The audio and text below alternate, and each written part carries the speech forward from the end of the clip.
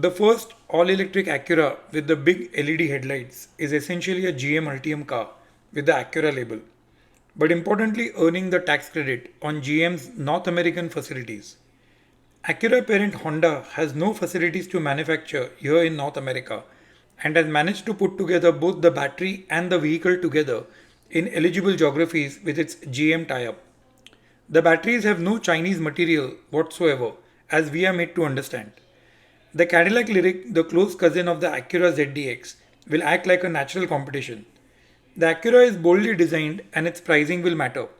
This will sit between the Mercedes EQS, the BMW iX on the one side, and the Tesla Model Y and the GV70 on the other, with the Model Y being significantly cheaper and also getting the tax credit, unlike the others mentioned here. So let's get into it.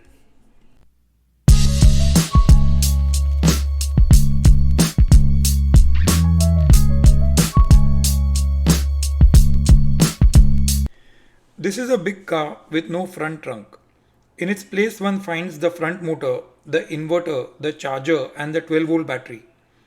In cars like the ID4, the lack of a front trunk is digested by its smaller size, and surely all users don't seem to crave for it.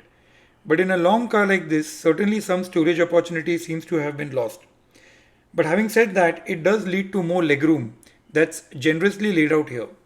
The full 10 plus extra inches of length over the Model Y will show in the legroom that's technically measured from the hip point to the stretched legs.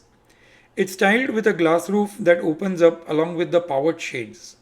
The GM EVs, I believe, have opted out of Apple CarPlay and Android Auto, and the Acura will have it. Over the last years, all non-Tesla cars, including gas cars, have come to rely on the Duo for the in-car software, and this factor could be decisive. The Acura will have native Google with navigation, wireless charging, and a large center console with plenty of storage in and around it. The instrument cluster has a binnacle covering it, which will help on a sunny day. To me, however, most Tesla's non-software defined cars seem to have plenty of displays with little in the form of software to make use of. That's just the reality today. At least in the Acura, the Apple CarPlay can completely occupy the instrument cluster, and that's a plus. It seems so much better that way, against the struggles we have seen with the likes of Lucid, adjusting to the various screen sizes. Surely many users prefer some physical buttons, and the Acura brings them just under the center display. The dashboard carries a center channel speaker. It will have GM's Super Cruise driver assistance with a different name. I guess something like hands-free cruise. Seating options can be stored in memory for both the driver and the passenger. The Acura currently ships with the CCS1 charge port in spite of its commitment to the NACS. The port door opens outside to the left, better than some of the other cars on the Ultium platform. Its location, which appears to be the most popular in US cars, that's driver side center under the mirror, much like the Mach-E, the F-150 Lightning and the Lucid Air. This location will need a rethink in our opinion. Passenger side front or driver side rear being the best for Tesla chargers, with the front location the best for vehicles that are expected to tow. On this channel, this is our view and recommendation. The styling looks very distinct even at the cost of practicality in places. The wide stance in the rear, with the bulge created and running all across, does seem to compromise on the cargo space, for instance. A boxier rear would have surely afforded a little extra space in the back. The Acura ZDX presents charging time and does not specify actual energy numbers. This is not something we take up on this channel as it's very subjective. We like brands presenting actual kilowatts the car can accept and the curve it offers. There was a loose indication of a charge rate of 190 kilowatt peak.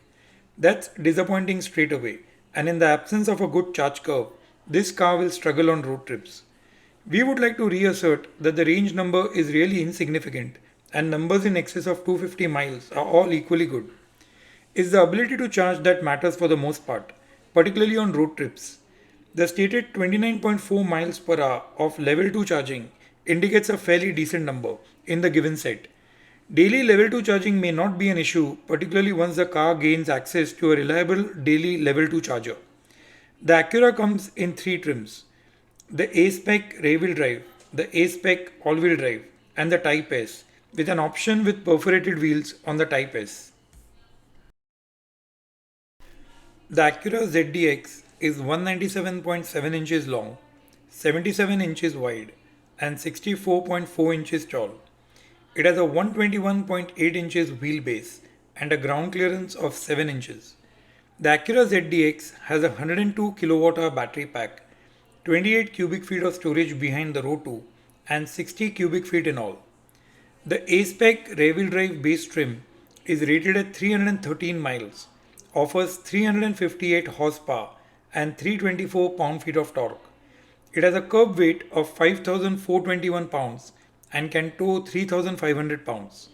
It starts with a price of $64,500, probably the only Acura that's rear-wheel drive besides the Acura NSX.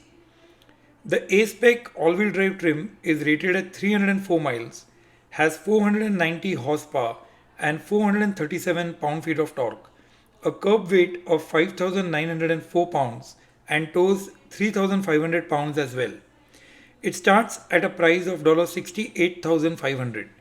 That appears to be an additional motor in the front and induction one to add power to the drive system on top of the main permanent magnet option in the rear for an additional $4,000. The Type S is listed with a range of 278 miles, has 500 horsepower and 544 pound-feet of torque, weighs 6,052 pounds and starts with a price of $73,500. With exactly the same specs, an additional $1,000 will fetch the perforated wheels. That's a significant drop in the range rating from 304 miles to 278 miles, keeping in mind with also the larger 22-inch wheels against the 20-inch ones in the A-Spec. The Type S brings the larger 6-piston Brembo brakes, adaptive dampers, and an aggressive suspension tune.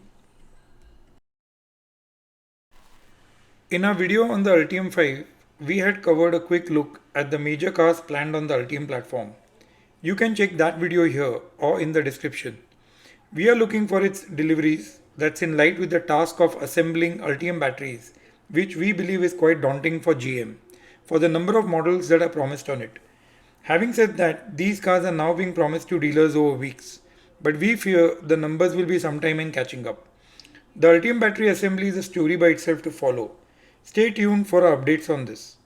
The Acura is a big SUV stroke station wagon and will be a good option in the US market along with the Audi e-Tron, the VW ID4, the EX40 and others. The big question is its availability and DC charging. If you would like to see Rivian's electric delivery vans, its design and features, click here or in the description. See you in the next one.